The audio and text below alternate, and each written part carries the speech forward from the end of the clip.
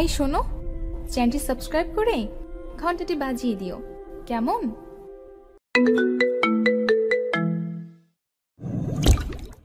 Office শেষে কলিগরা মিলে বাসায় ফেরার পথে আমার গাড়িটি রাস্তায় অ্যাক্সিডেন্ট করে। আমি তাতে জ্ঞান হারাই।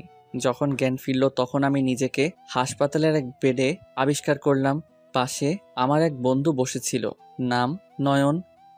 আবির, তুই ঠিক আছিস? আমি তো অনেক টেনশনে পড়ে গেছিলাম। ঠিক আছি। আর তোর মাথায় ব্যান্ডেজ কেন? আর বাকিরা কোথায়? আমিও একটু আঘাত পাই, কোনো মতে তোদেরকে হাসপাতালে নিয়ে আসি। তারপর ওদেরও তোর মতো অবস্থা, এখন সুস্থ। তাদের পরিবার তাদের পাশেই রয়েছে। আমি আন্টিকে ফোন দিয়েছিলাম, তারা আসতেছে। ও, এখন চলুন আমার পরিচয় আসি। আমার নাম আবির, মায়ের বড় ছেলে।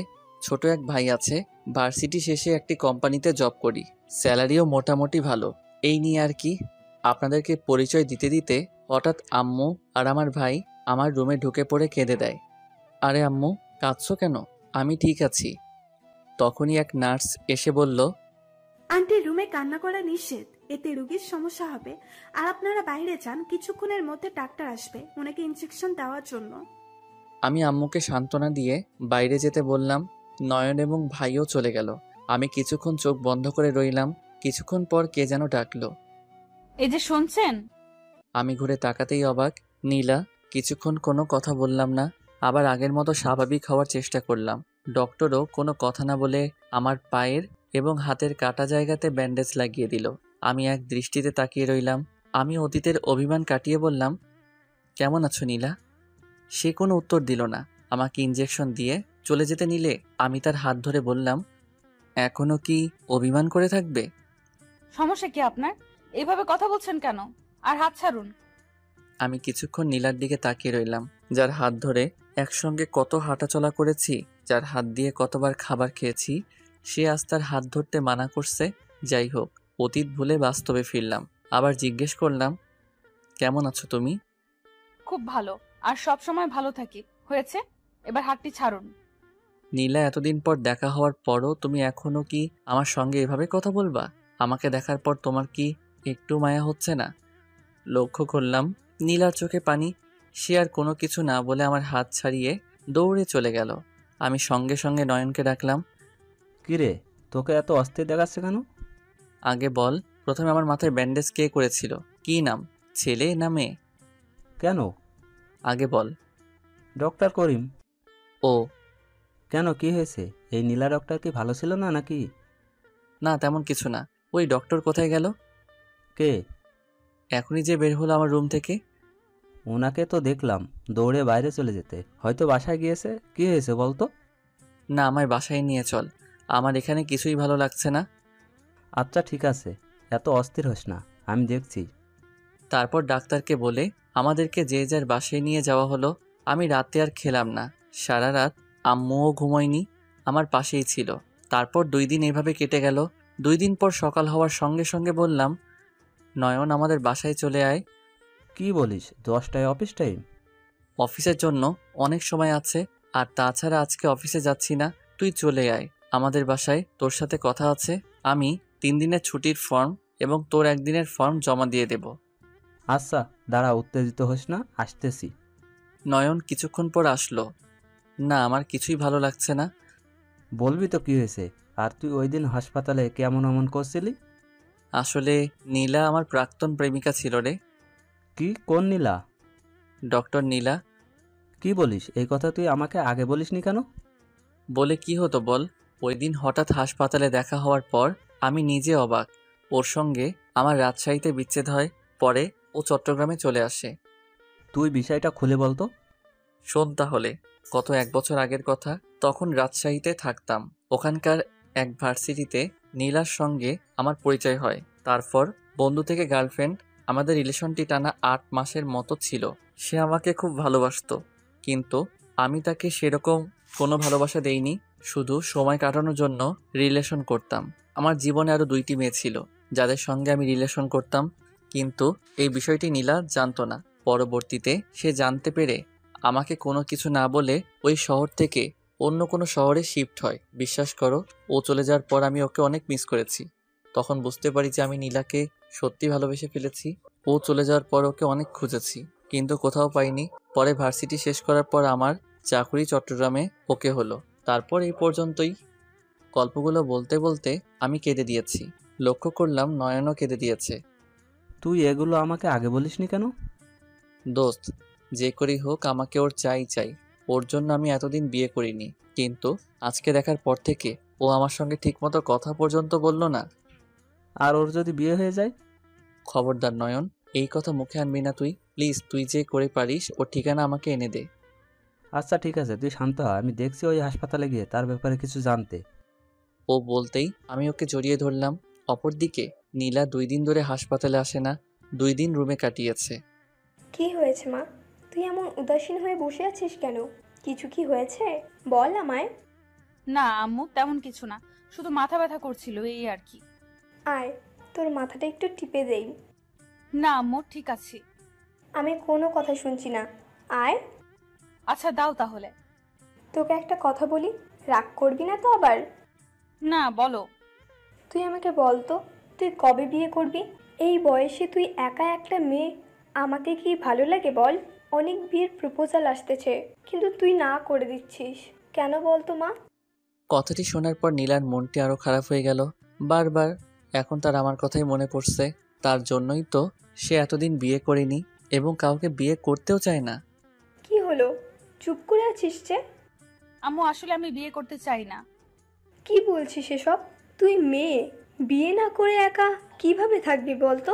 তুই কি পাগল হয়ে গেছিস? দেখ নীলা, তুই যদি কাউকে ভালোবেসে থাকিস তাহলে আমাকে বল। আর যদি সে তোর জীবনে না থাকে, তাহলে তুই কেন একটি ছেলের জন্য নিজের জীবন নষ্ট করবি বলতো মা? কারোর জন্য কারোর জীবন থেমে থাকে না। বলেই আম্মু তার দিকে এবং নীলা তার আম্মুর দিকে কিছুক্ষণ তাকিয়ে রইল। আচ্ছা ঠিক আছে, তুমি যার সঙ্গে আমার বিয়ে ঠিক করবা আমি তাকেই বিয়ে করব। তুই সত্যি বলছিস? কিন্তু আমার মনে হচ্ছে তুই মন থেকে বলছিস না। কেউ থাকলে বল আমায়। আম্মু তুমি যাও তো, আমি বলছি, ছেলে দেখো। আচ্ছা ঠিক আছে। আম্মু চলে যাওয়ার পর নীলা চোখের কয়েক ফোঁটা পানি ফেলল। নিজের খুশির জন্য না হলে অন্তত পরিবারের খুশির সাথে বিয়েটা করার জন্য রাজি। অপরদিকে নয়ন হাসপাতালে গিয়ে নীলার সব ডিটেলস এক নার্সকে জিজ্ঞেস করলো।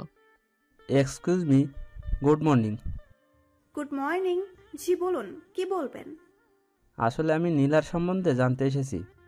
প্রথমে নার্স বলতে রাজি না হলেও জোরাজোরি করাতে নীলার অ্যাড্রেস বলে দেয়। নীলা কত মাস আগে এখানে জব নিয়েছে বলতে পারবেন কি? জি, প্রায় 10 মাস। ওকে, আপনাকে অসংখ্য ধন্যবাদ। আমি বসে আছি আর নীলার কথা ভাবছি। তার অভিমানগুলো সত্যি অনেক বেশি। আমি কেন নীলাকে আগে চিনতে পারিনি? কেন? আমার ভুলের কারণেই সে আজ আমার থেকে দূরে। তখনই দোষ পেয়ে গেছি নীলা সব ইনফরমেশন। বলিস কি? ওকে খুশিতে জড়িয়ে ধরলাম। আরে ছাড়, আর আদর করা লাগবে না, আগে শোন। তারপর নয়নের কাছ থেকে নীলার ঠিকানা এবং ও হাসপাতালে কবে জব নিয়েছে সেটা শুনলাম। কিন্তু দোস্ত, আমার একটা খটকা লাগছে। কি আবার? আমি শুনতে ভুলে গেছি যে ওর বিয়ে হয়েছে কি হয়নি। যদি ওর বিয়ে হয়ে যায়? তুই আবার এই কথা বলছিস? আমার বিশ্বাস যে নীলা এখনো বিয়ে করেনি। এখন তাড়াতাড়ি চল, ওদের বাসায় যাই। যেই বলা সেই কাজ। আমি উঠে ফ্রেশ হয়ে খেয়ে সকাল 11টার দিকে রওনা হলাম নীলার বাসার উদ্দেশ্যে। হয়তো ও এই সময় বাসায় নেই, নির্ঘাত হাসপাতালে। আগে শুনেছিলাম নীলার আম্মুর সঙ্গে ও একাই থাকে। আমরা দুইজন সিএনজি করে ঠিকানা অনুযায়ী পৌঁছে গেলাম। এই যে চাচা, বাসায় কি কেউ আছে? জি না, খালাম মার্কেটে গেছে। কখন আসবে বলতে পারেন কি? ঠিক জানি না। ও আচ্ছা ঠিক আছে, ধন্যবাদ আপনাকে। বলেই নয়ন আর আমি সেখান থেকে চলে আসি। এখন কি করি? নয়ন চল, হাসপাতালে যাব। দুইজন হাসপাতালে গেলাম। এক নার্সকে ডেকে জিজ্ঞেস করলাম, এই যে নার্স, ডক্টর নীলা কি হাসপাতালে আছে? ডক্টর নীলা রুগী দেখছেন, বের হতে একটু সময় লাগবে, আপনারা বসুন। ওকে। দেখে যদি তোকে ইগনোর করে তাহলে কি করবি? ইগনোর করাটাই স্বাভাবিক। দেখি দেখা করে, কাজ না হলে সোজা নীলার আরও কাছে যাব বিকেলের দিকে। আমরা কথা বলতে বলতে নীলা আইসিইউ থেকে বেরিয়ে আসলো। আমাকে দেখা মাত্রই দাঁড়িয়ে কিছুক্ষণ চেয়ে রইল। তারপর হন হন করে তার কেবিনের দিকে হাঁটা ধরলে আমি তার কেবিনের সামনেই হাতটা ধরে ফেলি। এটা দেখে নয়ন সেখান থেকে চলে যায়। দাঁড়াও নীলা, আমার কিছু কথা আছে তোমার সাথে। আমার হাত ছাড়ুন। না, ছাড়বো না, আগে আমার কথা শুনতে হবে। আমার হাত ছাড়ুন বলছি, না হলে খারাপ হয়ে যাবে কিন্তু। আমি আপনার কোনো কথা শুনতে চাই না। না, তোমাকে শুনতে হবে। আমি যে তোমাকে এখনো ভালোবাসি নীলা। আমি বলতেই ঠাস ঠাস করে নীলা আমার গালে চড় বসিয়ে দিল। কেন? আজ মনে পড়লো আমার কথা? তোর জন্য, শুধু তোর জন্য আমি আজ। বলতে চেয়েও বলল না নীলা। হনহন করে নিজের কেবিনে চলে গিয়ে দরজা বন্ধ করে দিল। সবাই আমার দিকে অসহায় দৃষ্টিতে তাকিয়ে আছে। আমি মাথা নিচু করে বাইরে চলে আসলাম। নীলা আমাকে এভাবে সবার সামনে অপমান করতে পারলো? কি এমন বলেছিলাম আমি? জানি তার হাত ধরার অধিকার আমার নেই, কিন্তু অন্তত আমার কথাটুকু শুনতে পারতো। বাইরে আসতেই নয়নকে দেখতে পেলাম। কিরে, তোর মুখ এত ভারী কেন? কিছু কি হয়েছে? তারপর ওকে সব খুলে বললাম। শুনেই নয়ন রেগে বলল, কি? ওই মেয়ের এত বড় সাহস? তুই দাঁড়া, আমি আসতেছি। ওকে থামিয়ে দিয়ে বললাম, না দোস্ত, যাস না প্লিজ। কিছুক্ষণ নীরবতা কাটিয়ে আমরা বাসায় চলে গেলাম। ওইদিকে নীলা নিজের কেবিনে ঢুকে টেবিলে মাথা নিচু করে কাঁদছে। পাশে দাঁড়িয়ে থাকা নার্স তাকে সান্ত্বনা দিচ্ছে। মনটা ভীষণ খারাপ। নীলার এমন ব্যবহারে সত্যি বড়ই অবাক আমি। আগে রিলেশনে থাকার সময় কখনো নীলা আমার সঙ্গে এমন উঁচু গলায় কথা বলার সাহস পর্যন্ত পাইনি, কিন্তু আজ সে আমাকে গালে চড় বসিয়ে দিল। কিন্তু সে কি এমন বলতে চেয়েছিল যা সে বলতে চেয়েও বলল না? আমার এসব ভাবতে ভাবতে চোখের কোণায় জল এসে গেল। ভাবলাম, না আর না, আমি কখনোই আর ওর সামনে যাব না। তখনই নয়নের ফোন ধরতেই, কিরে, কি করছিস? এই তো শুয়ে আছি। তুই না আজকে নীলাদের বাসায় যেতে চেয়েছিলি? না রে, আমি আর এসব বিষয়ে জড়াতে চাই না। এত তাড়াতাড়ি হার মেনে নিলি? এই, তুই আবির, একটা সামান্য মেয়ের কাছে হেরে যাস? বন্ধু, নিজের মাঝে বিশ্বাস রাখতে শেখ, বুঝলি? তুই যদি একবার নীলাকে হারিয়ে ফেলিস তাহলে সে সারা জীবনের জন্য অন্য কারো হয়ে যাবে। জীবন একটাই, বুঝছিস? নয়নের এসব কথা শুনে নিজের প্রতি একটা ফিলিংস পাচ্ছি এখন। নয়ন বলে উঠল, আর তাছাড়া আমি কিছুক্ষণ আগে তার এক কলিংয়ের মাঝে জানতে পারলাম যে নীলার এখনো বিয়ে হয়নি এবং তোকে গালে চড় মারার পর তার কেবিনে গিয়ে কান্না করেছিল। এইটা কথা শোনার পরে আমি লাফিয়ে উঠি। তুই কিভাবে জানলি? ওখানে পরে আবার গিয়েছিলাম, নার্সের কাছ থেকে এসব জানতে পারি। নয়ন, তুই রেডি হয়ে বাইরে আয়, আমরা তাদের বাসায় যাব তার আম্মুর সঙ্গে কথা বলতে। যেই ভাবা সেই কাজ, গাড়ি করে বেরিয়ে পড়লাম। তাদের বাসার দারোয়ান দরজা খুলে দিল। তাদের বাসার মেইন দরজায় বেল বাজাতেই এক মুরব্বি এসে দরজা খুলে দিলেন। বুঝলাম এটাই নীলার আম্মু, অর্থাৎ আমার ভবিষ্যৎ শাশুড়ি। দেখেই আমরা সালাম দিলাম। আসসালামু আলাইকুম আন্টি। ওয়ালাইকুম আসসালাম। তোমরা কে বাবা? আন্টি, আমরা নীলার কলেজের ফ্রেন্ড। নীলা কি বাসায় আছে? ও আচ্ছা, না, নীলা বাসায় নেই। আন্টি, আসলে আপনাকে একটা কথা বলার ছিল। বাইরে দাঁড়িয়ে আছো কেন? আসো, ভেতরে আসো। তোমরা বসো, আমি চা বানিয়ে আনছি। না আন্টি, থাক, আমরা চা খাবো না। আসলে আপনাকে খুব গুরুত্বপূর্ণ একটি কথা বলার ছিল, কিন্তু কথাটা কিভাবে যে বলি। আরে সমস্যা নেই, তোমরা নির্দ্বিধায় বলতে পারো। আসলে আন্টি, আমি আপনার মেয়ে নীলাকে ভালোবাসি। কি বলছো তুমি? জি আন্টি, আমি ঠিকই বলছি। আপনি হয়তো এর আগে আমাকে কোথাও দেখেননি, কিন্তু আমি আপনাকে না দেখলেও নীলার কাছে আপনার কথা অনেক শুনেছি। নীলার আম্মু কিছুক্ষণ আমার দিকে এক দৃষ্টিতে তাকিয়ে রইল। কিন্তু বাবা, এগুলো হলো কবে? নীলা তো এর আগে আমাকে কোনো কিছুই বলেনি। আন্টি, আমাকে ভুল ভাববেন না, আমি আপনাকে সব সত্যি কথা বলতে চাই। কারণ আমি নীলাকে যে পরিমাণ মিথ্যা কথা বলেছি তা একই মিথ্যা কথা আপনাকে বলে আমি আপনাকে ছোট করতে চাই না। আসলে নীলা আর আমি রাজশাহীতে একসঙ্গে একই ব্যাচে পড়তাম। তারপর শুরু থেকে শেষ পর্যন্ত সব খুলে বললাম। আমার সব কথা শুনে নীলার আম্মু কিছুটা করুণ দৃষ্টিতে আমার দিকে তাকিয়ে রইল, কারণ অতীতের কথা বলতে বলতে চোখের কোণে পানি চলে এসেছিল আমার। আন্টি, বিশ্বাস করুন, আবির খুব ভালো একটা ছেলে। সে হয়তো আগে ভুল করেছে, কিন্তু নীলা তাকে তার ভুল শুধরানোর একটিবারও সুযোগ দেয়নি। কিন্তু এখন সে তার ভুল শুধরিয়ে নিতে চায়। প্লিজ, আপনি না করবেন না। নীলার আম্মু কিছুক্ষণ ভাবার পর বলল, আমি জানতাম আমার মেয়ে কাউকে না কাউকে ভালোবাসে, হয়তো সে তার জীবনে ছিল, নয়তো এখন চলে গেছে, যার কারণে সে বিয়ে করতে চায় না। আমি তাকে অনেক প্রেশার দিয়েছি বিয়ের জন্য, অতঃপর সে রাজি হয়েছে। আমি নীলার আম্মুর কথা শুনে কিছুটা অবাক, আবার আনন্দিত হলাম। তার মানে নীলা এখনও কি আমাকে ভালোবাসে? তার জন্য তার আম্মুকে বিয়ের জন্য না করতো আর না, আমি যে করি হোক ওকেই বিয়ে করব। অনেক কষ্ট দিয়ে ফেলেছি ওকে, সে অভিমান করে আমাকে এড়িয়ে চলে। ভাবতে ভাবতে নীলার আম্মু বলে উঠল, তাই বাবা আমি সিদ্ধান্ত নিলাম নীলার সঙ্গে তোমার বিয়ে হবে। কথাটি শোনার পর কী রকম ভালো লেগেছিল তা বলার বাইরে। অনেক ধন্যবাদ আন্টি। আন্টি না, আম্মু বলবা আমাকে। কথাটি শুনে লজ্জা পেলাম। কিরে, মেয়ের মতো লজ্জা পাচ্ছিস কিল্লাইগা? কিন্তু আম্মু, সে আমাকে বিয়ে করতে চাইবে তো? সে তো আমাকে এড়িয়ে চলে। ওসব তুমি আমার উপর ছেড়ে দাও। তারপর নীলার আম্মুকে সালাম দিয়ে সেখান থেকে চলে আসলাম। খুব আনন্দ লাগছে। কিরে, এখন মিষ্টি খাওয়া? তারপর নয়নকে হোটেলে নিয়ে গিয়ে পেট পুড়ে খাওয়ালাম। তারপর ডাইরেক্ট বাসায়।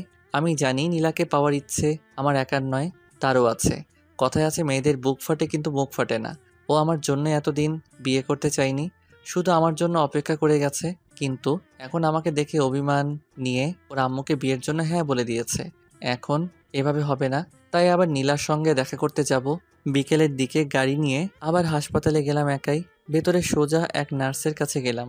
নার্স আমাকে দেখতেই, এই কি হয়েছে আপনার? বসুন বসুন, আমি ডক্টরকে ডাকছি। কি পাঠক পাঠিকারা, বুঝতেছেন না তো? আমি জানি নীলা এমনি অমনি আমার সঙ্গে কথা বলবে না, তাই হাতটা হালকা করে কেটে দিয়েছি। হয়তো এটা পাগলামি। নার্স সঙ্গে সঙ্গে আমাকে নীলার কেবিনে নিয়ে গেল। আমাকে নীলা এমন অবস্থায় দেখে কিছুটা অবাক, আবার কিছুটা ভয়ও পেয়ে গেল। আমি নীলার দিকে এক দৃষ্টিতে তাকিয়ে আছি। জানি নীলা এখান থেকে চলে যেতে চাচ্ছে, কিন্তু যেতে পারছে না, কেননা এটা তার কর্তব্য।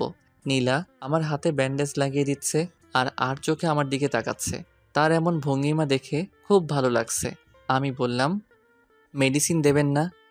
নীলা বলে উঠল, আপনি রেস্ট নিন, আমি মেডিসিন দিচ্ছি। সে উঠতে গেলেই আমি আবার তার হাত চেপে ধরি। নীলা প্লিজ, হয়তো এটা জীবনের শেষ সময়। এটা রাগ অভিমান করে থাকার সময় নয়। হাত ছাড়ুন, এটা হসপিটাল। আপনি আপনার কথা বাইরে বলতে পারেন। না, আমি হাত ছাড়বো না। নীলা রেগে হাত ছাড়িয়ে নিয়ে, তুমি নিজেকে কি মনে করো? তুমি যখন ইচ্ছে অন্য মেয়ের সঙ্গে ঘুরবা, আবার তাদের সঙ্গে ঘোরা শেষ হয়ে গেলে আবার আমার কাছে ফিরে আসবা, আর আমি মেনে নিব? আমি অন্য মেয়েদের মতো না আবির, যে অনেক ছেলের সঙ্গে রিলেশন করব। তোমাকে আমি কম ভালোবাসিনি আবির, নিজের থেকেও অনেক বেশি ভালোবেসেছিলাম তোমাকে, কিন্তু এখন আর তোমায় ভালোবাসি না। কথাগুলো বলতে বলতে নীলার চোখে পানি চলে আসলো। তাহলে এখন আমায় না ভালোবেসে থাকলে কেন আজ পর্যন্ত বিয়ে করনি? কেন আমাকে দেখে দূরে সরে যাও? তুমি আমাকে না ভালোবেসে থাকলে কখনো আমার ওপর অভিমান করে থাকতে না। আমার কথাগুলো শোনার পর নীলা কিছুক্ষণের জন্য চুপ করে রইল। নীলা, এমনকি তুমি আমার ভুল শুধরিয়ে নেওয়ার একটা চান্সও দাও নাই। বিশ্বাস করো, তুমি না বলে চলে আসার পর থেকে আমি তোমাকে অনেকবার খুঁজেছি, কিন্তু কোথাও খুঁজে পাইনি। লক্ষ্য করলাম নীলার চোখে পানি। শোনেন, আমার আম্মুকে আমি বিয়ের জন্য হ্যাঁ বলে দিয়েছি, আর প্লিজ আমাকে ডিস্টার্ব করবেন না। নীলা আর কোনো কিছু না বলে ওষুধ দিয়ে কেবিন থেকে বেরিয়ে গেল। তুমি যতই বলো আমাকে ভালোবাসো না, কিন্তু মনে মনে তুমিও আমাকে চাও। বিয়ে তো তোমার আমার সঙ্গেই হবে। হ্যাঁ, আমার মনটা খারাপ, আবার কিছুটা খুশি লাগছে, কিন্তু আরও আনন্দ অনুভব করতাম যখন নীলা আমাকে নিজে মেনে নিত। তারপর আমি হাসপাতাল থেকে বাসায় চলে আসি। ওদিকে নীলা হাসপাতাল থেকে সোজা তার বাসায় চলে যায়। কি রে, কখন আসলি? এই তো আম্মু, এই মাত্র। বলেই নীলা রুমে চলে গেল। নীলার আম্মু তার পিছু তার রুমে গিয়ে, কি রে মা, কিছু কি হয়েছে? তোকে এমন দেখাচ্ছে কেন? মনে হচ্ছে কিছুক্ষণ আগে কান্না করেছিস। না আম্মু, কিছু না। ও এমনি আসার সময় চোখে বালি পড়েছিল, তাই হয়তো মনে হচ্ছে তোমার। আমার কাছ থেকেও কি সব লুকাবি রে মা? সব খুলে বল আমাকে, কি হয়েছে? বলছি তো আম্মু, কিছু হয়নি। আচ্ছা ঠিক আছে, তুই ফ্রেশ হয়ে নে, আমি খাবার দিচ্ছি। আর তোর সঙ্গে কথা ছিল তোর বিয়ে নিয়ে। এই কথা শোনার পর নীলার মনটি আবার খারাপ হয়ে গেল। তারপর নীলা ফ্রেশ হয়ে খাবার খাওয়া হয়ে গেলে নীলার আম্মু বলল, মা, আমি তোর বিয়ের জন্য এক ছেলেকে দেখেছি। ছেলে প্রাইভেটে জব করে, তার পরিবারে তার মা আছে। কালকে ছেলের মা তোকে দেখতে আসবে। আর সব থেকে বড় কথা, ছেলেটা তোর সমবয়সী ছেলে। কথাগুলো শুনে নীলার চোখে পানি চলে আসলো। নীলার আম্মু কিছুটা বুঝতে পারলো, কিন্তু কিছু বলল না। এই নে, দেখ ছেলের ছবি। ছেলে দেখতে কেমন? না মা, আমি দেখবো না। তোমার ছেলে পছন্দ হয়েছে, এটাই অনেক। আমি এই বিয়েতে রাজি। কথাটা বলে নীলা দৌড়ে নিজের রুমে চলে গেল। অপরদিকে আমি শুয়ে শুয়ে ভাবছি, আজকে থেকে অফিসের ছুটি শেষ, আগামীকাল থেকে আবার অফিসে যেতে হবে। চাকরি জীবনটা বড়ই অদ্ভুত, কোনো স্বাধীনতা নেই। আবার জীবনের শুরু থেকে পড়াশোনা, তারপর ইন্টার, অনার্স, মাস্টার্স, পড়াশোনা শেষ করি, আবার চাকরি খোঁজা, চাকরি পাওয়ার পর ব্যস্ততা, এর মাঝেই ভালোবাসার মানুষটিকে সময় দেওয়া। কতই না কষ্ট এই জীবনে। ছেলেদের জীবনটা যুদ্ধের থেকে কি আর কম? নীলা যদি আমার এগুলো বুঝতো তাহলে কখনোই আমাকে এড়িয়ে চলতো না। শুধু নীলা কেন, যে কেউ তার ভালোবাসার মানুষটাকে ভালোবেসে কাছে থাকতো। এসব ভাবতে ভাবতে ঘুমিয়ে গেলাম। সকাল হতেই নয়নের ফোন। হ্যালো, কি হয়েছে বল। আজকে অফিস আছে, মনে আছে তো? হ্যাঁ মনে আছে, এখন ঘুমাতে দে, আরও একটু ঘুমাই বলেই ফোনটা কেটে দিলাম। আবার কে যেন ফোন করলো। ফোনটা হাতে নিয়ে দেখে আননোন নাম্বার।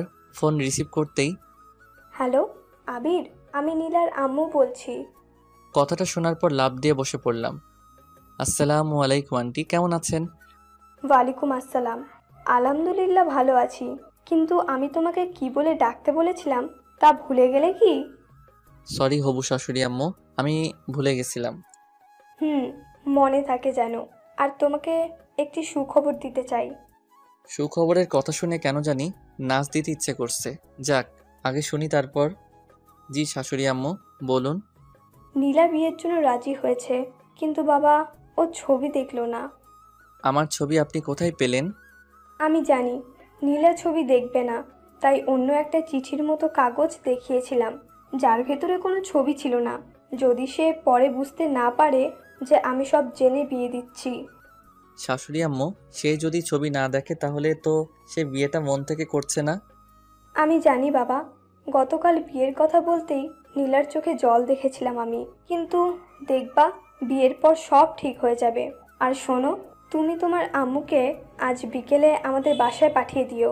নীলাকে আজকে বাসায় থাকতে বলেছি, আর তুমি আসলে হয়তো ও বিয়েতে না করে বসবে। ওকে ঠিক আছে শাশুড়ি আম্মু। কথাটি শোনার পর খুশি লাগছে, আবার মনটাও ভীষণ খারাপ। এই ভেবে যে বিয়ের পর নীলার রিয়াকশন দেখতে কেমন হবে। বিয়ে করে আমাকে দেখার পর ও কি বিয়েটা মেনে নিবে? তারপর আমি ফ্রেশ হয়ে আমার আম্মুকে অতীত থেকে শুরু করে সব ঘটনা আম্মুকে খুলে বললাম। কথাগুলো শোনার পর ঠাস ঠাস করে আমার গালে চর বসিয়ে দিল। তোর তলে তলে এত কিছু ঘটে গেল, আর তুই আমাকে আজ বলছিস? যা, দূরে যা। যাবো না আমি তোর বিয়ের জন্য মেয়ে দেখতে। প্লিজ মা, এমন করো না। তুমি ছাড়া আমার আর কে বা আছে বলো? হয়েছে, ছাড়, পাম দিতে হবে না।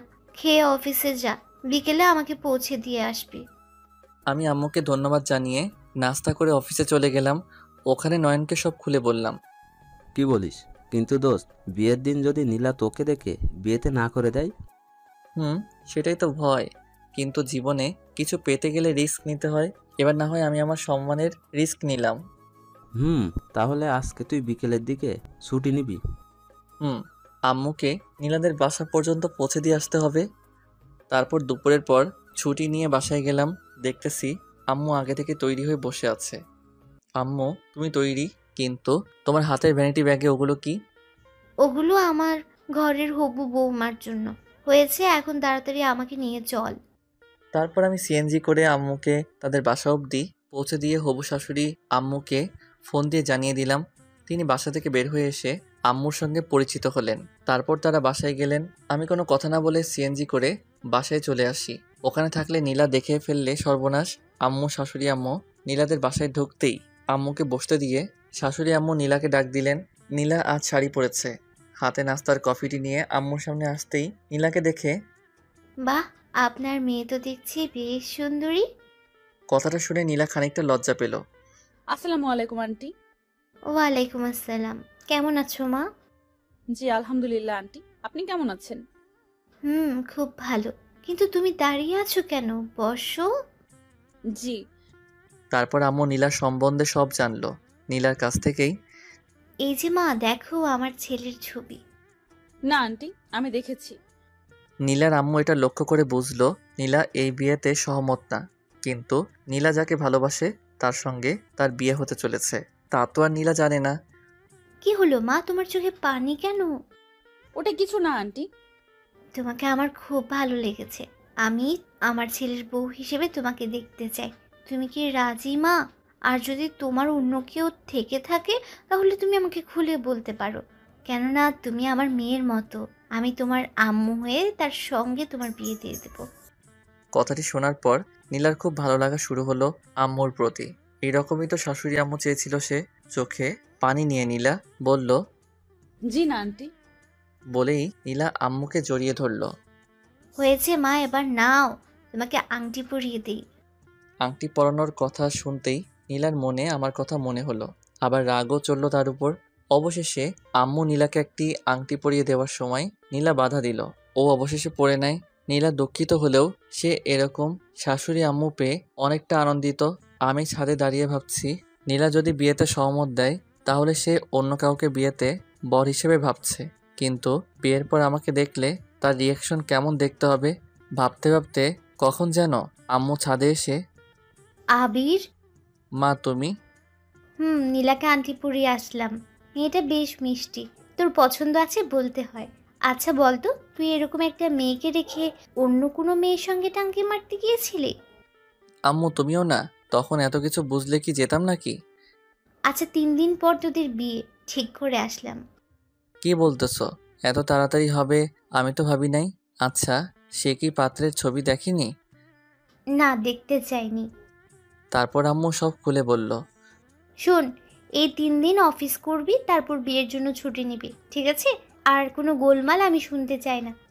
বলেই আম্মু চলে গেল। তার মানে নীলা আম্মুকে অনেক পছন্দ করেছে, আবার আংটি পরতেও দ্বিধাবোধ করছিল। আমি জানি নীলার মনে এখনো আমি আছি। অবশ্য আমি জানি সে অভিমানে বিয়েতে হ্যাঁ করেছে। সে ভাবছে বিয়েটা অন্য ছেলের সঙ্গে হবে। সে তো আর জানে না বিয়েটা তার আমার সঙ্গে হতে চলেছে। সে কি একথা জানে না যে একটি দুর্ঘটনা সারা জীবনের কান্না? বিয়েটা আমার সঙ্গে হলেও আমি ততটাও আনন্দিত না, কারণ সে আমাকে দেখে সহমত দিলে আমি অনেক আনন্দবোধ করতাম। যাক, এসব ভাবতে ভাবতে নয়নের ফোন। কিরে, কই তুই? বাসায় আছি, তুই কোথায়? অফিস ছুটি, বাসায় যাচ্ছি। তারপর বল, কিছু হলো কি? তারপর ওকে সব খুলে বললাম। কি বলিস, হ্যাঁ বলে দিয়েছে? হুম। তাহলে তো ভালো হলো। এই 3 দিন অফিস করবি, তারপর ছুটি নিবি। আমাকে কি ইনভাইট করবি নাকি? আরে কি বলছিস? তুই বেস্ট ফ্রেন্ড এই কথা বললি? তুই অবশ্যই বিয়েতে থাকবি। তারপর ওর সঙ্গে কথা বলে ফোন কেটে দিলাম। এইভাবে একদিন কেটে গেল।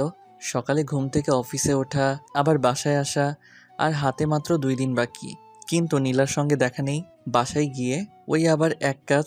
পরের দিন অফিস থেকে বাসায় আসার সময় ভাবলাম নীলা যে হাসপাতালে থাকে সেদিক দিয়ে যাব। ওরও তো এই সময় ছুটি, সিএনজি করে যাচ্ছি। এ কি, নীলা রাস্তায় দাঁড়িয়ে? সে হয়তো বাসায় যাওয়ার জন্য বাইরে দাঁড়িয়ে আছে। সে আমার সিএনজিটাই দাঁড় করালো। সিএনজিতে উঠতে গিয়ে নীলা আমাকে দেখে ফেলে। নীলা কিছুক্ষণ আমার দিকে তাকিয়ে রইল। লক্ষ্য করলাম নীলার চোখের নিচে কালো দাগ পড়ে আছে। অবশ্য জানি এটা কেন। সে সিএনজিতে উঠতে দ্বিমত করলে বসতে পারেন, আমি কোনো কথা বলবো না। তারপর নীলা সিএনজিতে আমার পাশের সিটে উঠে বসলো। সিএনজিতে শুধু আমরা 2 জন। কিছু দূর যাওয়ার পর আমি কথা না বলে থাকতে পারলাম না। তুমি তো অনেক শুকিয়ে গেছো দেখছি। নীলা অন্যদিকে তাকিয়ে, কোনো সাড়া নেই। কি হলো, কথা বলছো না কেন? এখনো কি আমার উপরে অভিমান করে থাকবা? নীলা, আমি আগেও বলেছি এটা অভিমান করে থাকার সময় নয়, বরং এটা। বলতে না বলতেই, প্লিজ, আমি আপনার কোনো কথা শুনতে চাই না। আর শুনুন, আমার বিয়ে ঠিক হয়ে গেছে, এখন আমি অন্য কারোর। সো প্লিজ এইভাবে আমাকে ডিস্টার্ব করবেন না। কথাটি শুনেই চোখের জল বেরিয়ে আসলো, কিন্তু সেটা প্রকাশ করলাম না। নীলা, তোমার হাতগুলো কি আর একবার ধরতে পারি? নীলা কোনো কিছু না বলে বলল, ড্রাইভার, গাড়ি থামান। আর আমার বাসায় এসে পড়েছি। আর হ্যাঁ, আপনাকে দাওয়াত রইল বিয়েতে আসার কাল রাতে। বলেই নীলা দৌড়ে চলে গেল। কথাটি কিছুটা কান্না ভেজা চোখ নিয়ে বললেও সেটা বুঝতে না দিলেও আমি বুঝতে পেরেছি নীলা তার বিয়েতে আমাকে ইনভাইট করলো। সে তো আর জানে না বিয়ের বর আমি নিজে। তারপর আমি বাসায় চলে আসি, এসে খেয়ে ঘুমিয়ে যাই। সকাল হতেই আম্মু বলল, কিরে আবির, আর কত ঘুমাবি? ওঠ, আজকে বাদে তোর আগামীকাল বিয়ে। মা আরও একটু ঘুমাতে দাও। ওঠ বলছি। আর শোন, আমরা বিয়ের আয়োজন শুরু করে দিয়েছি। আজকে তোর খালা আর তার মেয়ে আসবে। তারা এসে রাতেই আমরা মেয়ে আনতে যাব। মা, এটা আমার বিয়ে, তোমার একমাত্র ছেলের বিয়ে, আর তুমি কি না কোনো অনুষ্ঠান করবে না? করবো তো, আত্মীয় স্বজনরা আসছে বলে। আর তোর হবু শাশুড়ি আম্মু ফোন করেছিল সকালে, বলল বিয়েতে অনুষ্ঠান হবে এবং তাদের বাসায় অনেক মেহমান, তুই আজকে ছুটি নিয়ে নে। বলেই আম্মু চলে গেল। আমি অফিসে ফোন করে বিয়ের জন্য ছুটি নিলাম, তার সঙ্গে নয়নেরও ছুটির কথা জানিয়ে দিলাম।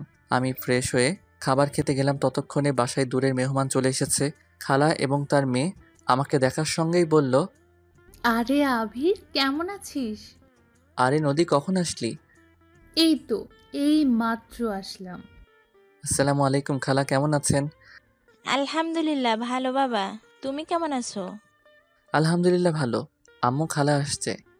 তারপর তাদেরকে রুমে নিয়ে গেলাম। কিছুক্ষণ পর নয়নও চলে আসলো। এভাবে গল্প করতে বিয়ের সময় চলে আসলো। অপরদিকে নীলা বউ সেজে বসে আছে। তাদের বাসায় সহ মেহমান ভর্তি লোকজন। আচ্ছা মা, হবু জামাই আসলে তার সঙ্গে কি কথা বলবি না? না মা, আমার বিশ্বাস তুমি আমার জন্য ভালো ছেলে দেখেছো। কিন্তু মা, তুই একবার কথা বলিস। মা, বিয়ে আজকে, কথা বলে কি হবে? তারপর নীলার আম্মু নীলাকে জড়িয়ে ধরে কেঁদে দিল, সাথে নীলাও কেঁদে দিল। মা, আমি যার সঙ্গে তোর বিয়ে দিচ্ছি সে অনেক ভালো একটা ছেলে, তুই বিশ্বাস রাখ, ও তোকে খুব খুশিতে রাখবে। আর তুই আমাকে কথা দে, তুই ছেলেকে দেখার পর কখনো পালিয়ে আসবি না। এ তুমি কেমন কথা বলছো মা? না, তুই আমাকে কথা দে। কথা দিলাম।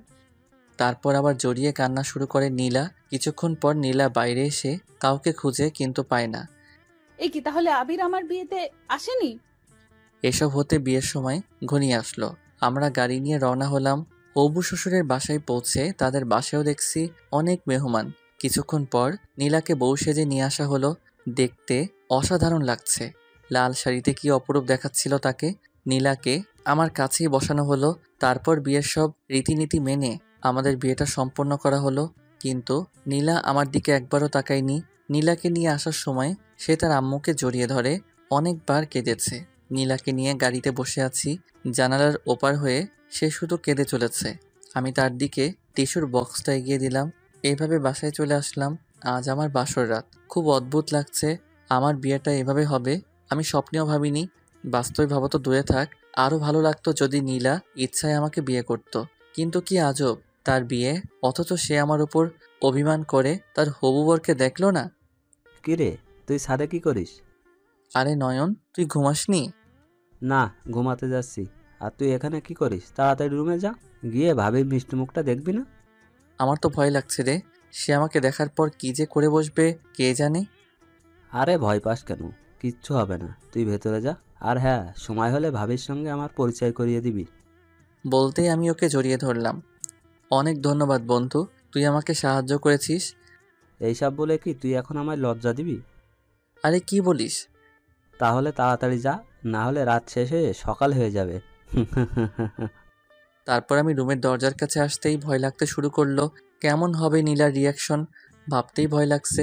রুমের ভেতরে ঢুকলাম। নীলা খাটের উপরে ভদ্র মেয়ের মতো মাথায় ঘোমটা দিয়ে বসে আছে। রুমের দরজা লাগিয়ে দিয়ে তার কাছে যেতেই হঠাৎ নীলা বলে উঠল, প্লিজ আমার কাছে আসবেন না। আমি এই বিয়েটা করতে চাইনি, কিন্তু বিশ্বাস করুন আমি একজনকে ভালোবাসতাম, তাই রাগে অভিমানে আপনাকে বিয়ে করেছি। আর এখন তাকে আমি ভালোবাসি। প্লিজ আমাকে ভুল বুঝবেন না। আপনি যা যা বলবেন আমি তাই তাই করব, কিন্তু আমার কাছে আসবেন না। আমার নিজেকে মানিয়ে নিতে কিছুটা সময় লাগবে। আমি নীলার কথা শুনে থ হয়ে দাঁড়িয়ে রইলাম। আমি জানতাম নীলা এখনও আমায় ভালোবাসে। এটা ভাবতেই চোখে পানি চলে আসলো। কিন্তু না, আজ কাঁদলে চলবে না। কিন্তু সে এটা কি বলল? সে এখনও আমাকে ভালোবাসে? আবার এই সংসার করার জন্য সে কিছুটা সময় চাচ্ছে নিজেকে বদলে নেবার। নীলা আমার উপর এতটা অভিমান করে আছে যে বাধ্য হয়ে অন্যের সঙ্গে সংসার করতেও রাজি।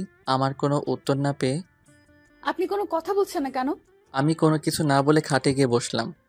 ঠিক আছে, আমি আপনাকে স্পর্শ করব না। আপনি আপনার ঘোমটাটা সরান। আমার গলার আওয়াজ চিনতে পেরেই সঙ্গে সঙ্গে ঘোমটা সরিয়ে নীলা কিছুক্ষণ আমার দিকে অবাক দৃষ্টিতে তাকিয়ে রইল। কি হলো নীলা, এইভাবে কি দেখছো? আমাকে চিনতে পারোনি? না, এটা বিশ্বাস হচ্ছে না যে আমি এখানে কি করছি। আমি তোমাকে বিয়ে করেছি। তোমার আম্মুকে আমাদের সব কথা খুলে বলেছিলাম, তারপর তিনি বিয়েতে রাজি হন।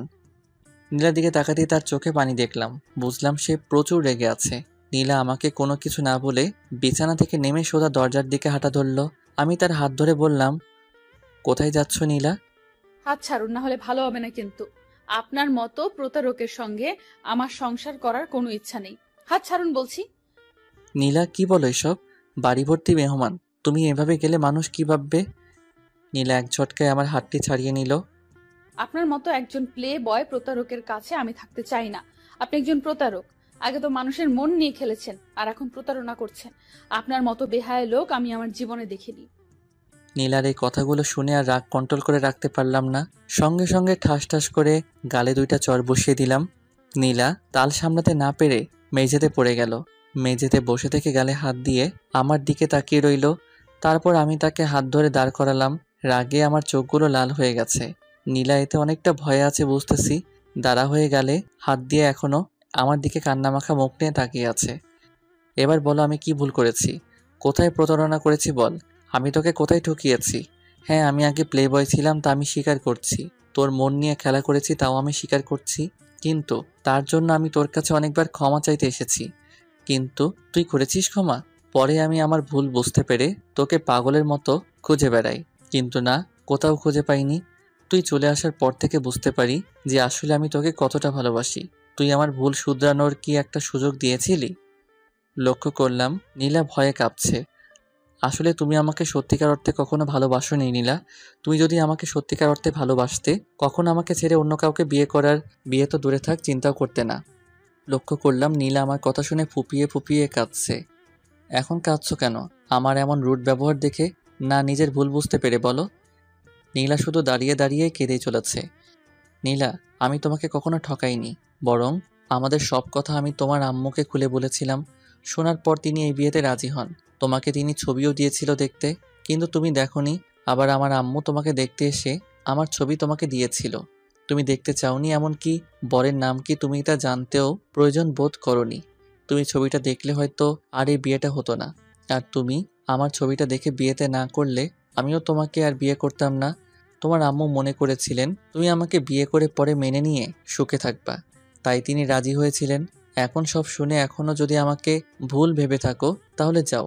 আমি রুমের দরজা খুলে দিলাম। আর কখনোই তোমার আশেপাশে আমি যাব না, কখনো ডিস্টার্ব করব না, যাও। নীলা কোনো কিছু না বলে ফুপিয়ে ফুপিয়ে কান্না করতে করতে দৌড়ে ওয়াশরুমে চলে গেল। আমি আবার রুমের দরজাটা লাগিয়ে সোফায় বসে পড়লাম। আজ নিজের মাঝেই খুব অভিমান জমেছে। যত রাগ অভিমান ছিল তা আজ সব নীলার উপর ঝেড়েছি। চোখগুলো এখনো আমার লাল বর্ণ ধারণ করে আছে, কিন্তু নীলাকে এত জোরে গালে চড় মারা আমার উচিত হয়নি। পরক্ষণে মনে হলো যে না, গালে চড় মেরে ঠিকই করেছি। সবসময় পাগলামি সহ্য করলে হয় না, শাসনও করতে হয়, আর তার অধিকার আমার আছে। কিন্তু অনেকক্ষণ তো হলো, নীলা এখনো বের হচ্ছে না কেন? দরজার কাছে যেতেই নীলা দরজা খুলে বের হয়ে আসলো। আমাকে দেখে কিছুক্ষণ চোখের দিকে তাকিয়ে রইল। নীলার চোখগুলো লাল বর্ণ আকার ধারণ করেছে। বুঝলাম ওয়াশরুমে গিয়ে অনেক কান্না করেছে। তাতে আমার কি? আমি কোনো কিছু না বলে ওয়াশরুমে ঢুকে পড়লাম। শেরওয়ানিটা চেঞ্জ করলাম। ফ্রেশ হয়ে রুমে এসে দেখি নীলা বিয়ের শাড়ি চেঞ্জ করে নীল শাড়ি পরেছে। কি অপরূপ দেখতে, সুন্দর লাগছে তাকে। নীলাকে এমন ড্রেসে অনেক আগে দেখেছিলাম, এখন দেখতে আরো বেশ সুন্দরী লাগছে। পরক্ষণে কিছুক্ষণ আগের কথা মনে পড়তেই মাথায় রক্ত চড়ে গেল। আমি কোনো কিছু না বলে আমার বালিশ কাঁথা নিয়ে সোফায় শুয়ে পড়লাম। লক্ষ্য করলাম নীলা এখন দাঁড়িয়ে আমার দিকে কান্না মাখা চোখে তাকিয়ে আছে। দেখে খুব মায়া লাগছে, কিন্তু না, আমি আর কোনো মায়া দেখাতে যাব না। বেশি দরদ দেখাতে গেলে লাঠি চড়ে বসবে। আপনি ঘুমাতে পারেন, আমি লাইট অফ করব না। আগামীকাল আপনাকে আপনার বাসায় পৌঁছে দিয়ে আসবো, বলেই আমি ঘুমিয়ে গেলাম। মধ্যরাতে কারো কান্নার আওয়াজে ঘুমটা ভেঙে গেল। চোখ খুলে দেখি লাইট অফ। ডিমের আলোয় নীলাকে দেখতে পেলাম বিছানায় ওই পাশ হয়ে শুয়ে ফুপিয়ে ফুপিয়ে কাঁদছে। নীলাকে কাঁদতে দেখে খুব খারাপ লাগছে যে আমার এমনিতেই আগে অনেক কষ্ট দিয়ে ফেলেছি, এখন বিয়ের পরও কি তাকে কাঁদাবো? যাই হোক, সে তো আর এই বিয়ে মানে না। আমি আর ঘুমালাম না। আজ রাতের আকাশটা খুব মেঘালয়।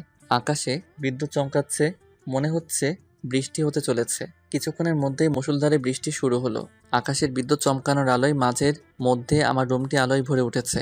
এতক্ষণে হয়তো নীলা ঘুমিয়ে পড়েছে। এই বৃষ্টির রাতে খুব করে ইচ্ছে করছে তাকে জড়িয়ে ধরে তার দিকে অপলক দৃষ্টিতে তাকিয়ে থাকি, কিন্তু তা আর সম্ভব নয়। কিন্তু তারপরও আমি নিজেকে আর আটকে রাখতে পারলাম না। গুটি গুটি পায়ে খাটের কাছে গেলাম। নীলা ওপাশ হয়ে ঘুমাচ্ছে। আকাশের বিদ্যুৎ চমকানোর আলোয় মাঝের মধ্যে আমার রুমটি আলোয় ভরে উঠছে, আর এ আলোয় তার মায়াবী মুখখানা আরও মায়াবী দেখাচ্ছে। আজ অতিরিক্ত কাদার কারণে নীলার মুখখানা মলিন হয়ে গেছে, চোখের নিচে কালো দাগ বসে গেছে। আরও একটু কাছে যেতেই দেখলাম চোখের নিচে কালো দাগ বসে গেছে। না, এখানে এভাবে থাকলে বুঝে যাবে। আমি আবার সোফায় গিয়ে শুয়ে পড়লাম।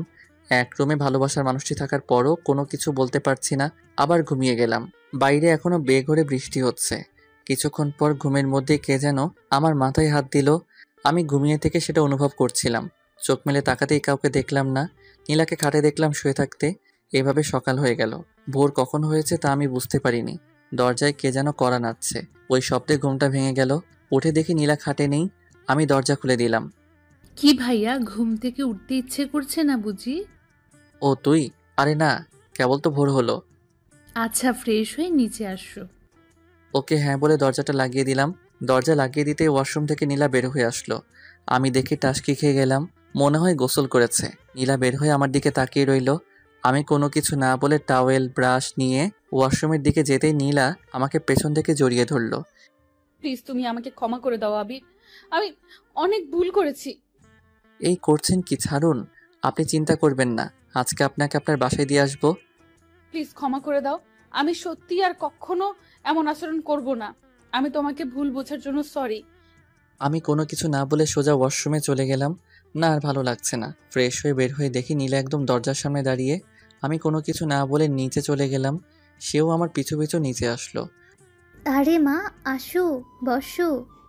তারপর সকালের নাস্তা করলাম। আম্মু আমাকে ইশারা দিয়ে বলছে কি হয়েছে। আমি তেমন গুরুত্ব না দিয়ে খেয়ে ছাদে চলে আসি। কিছুক্ষণ পর আম্মু আসলো। কি হয়েছে বলতো? নীলা তোকে দেখে কোনো কিছু বললো না কেন? তারপর আমি সব ঘটনা আম্মুকে খুলে বলি। তার মানে সে তার ভুল বুঝতে পেরেছে। তো আর কি লাগে বাবা, তুই ওকে ক্ষমা করে দে। আমি আম্মুর কথা শুনে চুপ করে আছি। যেহেতু নীলাকে আগে অনেক কষ্ট দিয়েছি, তাই আর কষ্ট দিতে চাই না ওকে।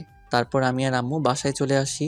ড্রয়িং রুমে দেখি নীলা আর নদী বসে গল্প করছে। আমি সোজা আমার রুমে চলে আসলাম। আমার পিছু পিছু নীলাও আসলো। আমি বসে আছি। নীলা রুমে এসে দরজায় দাঁড়িয়ে আমাকে দেখে আসে। যান, তৈরি হয়ে নেন, আপনাকে আপনার বাসায় ছেড়ে দিয়ে আসি। আমি কি একবারও বলছি যে বাসায় যাব? চুপ। বলো। বলেই নীলা আমার কাছে এসে আমাকে জড়িয়ে ধরলো। এই করছেন কি, ছাড়ুন। না, আমি ছাড়ছি না। বলে আমি তাকে ছাড়িয়ে নিলাম। নীলা কোনো কিছু না বলে একটা ফল কাটার নাইফ হাতে নিয়ে, এই যে মিস্টার, আমার অধিকার আছে আপনার প্রতি। আপনি কি আমার অধিকার খাটাতে দেবেন? না দিব আমার হাতে চালিয়ে। আমি কিছুটা ঘাবড়ে যাই। এই কি করছেন কি, দিন নাইফটা দিন, হাত কেটে যাবে। জি, হাত কাটার জন্যই নিয়েছি। আমি কোনো কিছু না বলে তার থেকে নাইফটা কেড়ে নিতেই আমার হাতটি কাটা যায়। আমার হাতটি কেটে যাওয়া দেখে নীলা ভয়ে কেঁদে দেয়। নীলা দৌড়ে তার ফার্স্ট এইড বক্সটা নিয়ে আসে। আহ, খুব লেগেছে না? আমি তার দিকে তাকিয়ে আছি। কি অসহায়ের মতো নীলা আমায় ভালোবাসে। আর আমি নীলার কান্না শুনে আম্মুর রুমে চলে আসে। কি রে, কি করে হাত কাটলো? তারপর নীলা সব খুলে বলে। এই ঘটনার পর রাতে শাশুড়ি আম্মু খালা বসে অনেক কথা শুনিয়েছে নীলাকে। পরে আমাদের এসব নিয়ে মীমাংসা করে সব ঠিক হয়ে যায়। জি, এবার ক্ষমা করেছো তো? কিন্তু আমাকে গালে চড় মারা সুদে আসলে নেব। আজকে রাতে বুঝবা খেলা কাকে বলে। দেখবো কত পারো। আচ্ছা, কয়টা বাবু নিবা বলো? আমার তো মনে হচ্ছে তুমি কেঁদে দিবা। কথাটা শুনতেই নীলা হেসে দিল। তাই নাকি? দেখি কেমন কে কাকে কাঁদায়।